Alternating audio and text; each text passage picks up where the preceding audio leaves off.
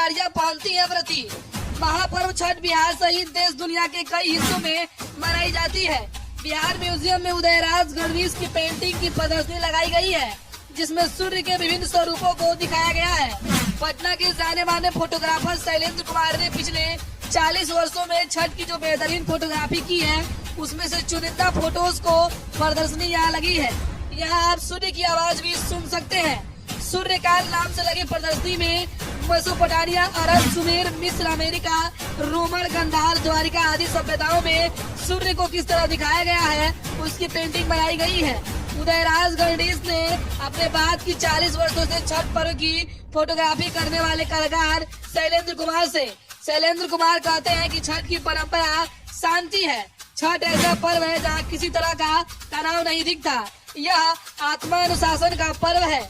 छठ की फोटो दिखाते हुए शैलेंद्र कुमार कहते हैं कि ये बड़गांव की फोटो है, लगभग 40 साल पहले की। इसमें देखिए सभी महिलाएं एक जैसा वस्त्र पहनकर सूर्य को प्रणाम कर रही हैं। तब यह परंपरा थी कि सफेद धोती को हल्दी से रंग कर पहना जाता था और छठ किया जाता था, लेकिन अब बड़गांव में भी परंपरा बदल गई है। बगल की फोटो में देखिए छठ पर फैशन का प्रभाव आ गया है। अब कलरफुल साड़ियाँ और महंगे गहने पहनकर भी छठ किया जा रहा है। छठ व्रत करने वाले पहले कम थे, लेकिन अब काफी संख्या में लोग छठ करते हैं। वे इसकी वजह बताते हैं कि पहले ज्वाइंट फैमिली हुआ करती थी और घर की सबसे वरिष्ठ महिला जो होती थी वही छठ करती थी, लेकिन अब एकल परिवार ज्यादा हो गया है। 4 बेटे हैं तो कई घरों में चारों बेटों की पत्नियां छठ करती हैं। शैलेंद्र कहते हैं कि छठ कष्ट का पर्व है। 40 से 48 घंटे तक उपवास रखना पड़ता है। यह सभी के बस की बात नहीं है।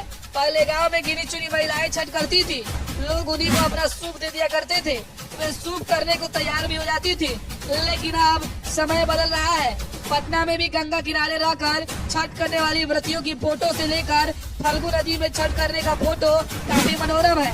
वे कहते हैं कि फल्गु नदी में छठ की खासियत है कि पटना यहाँ नदी किनारे छठ होता है, लेकिन फल्गु में पानी के चारों तरफ मुंह करने की आजादी रहती है।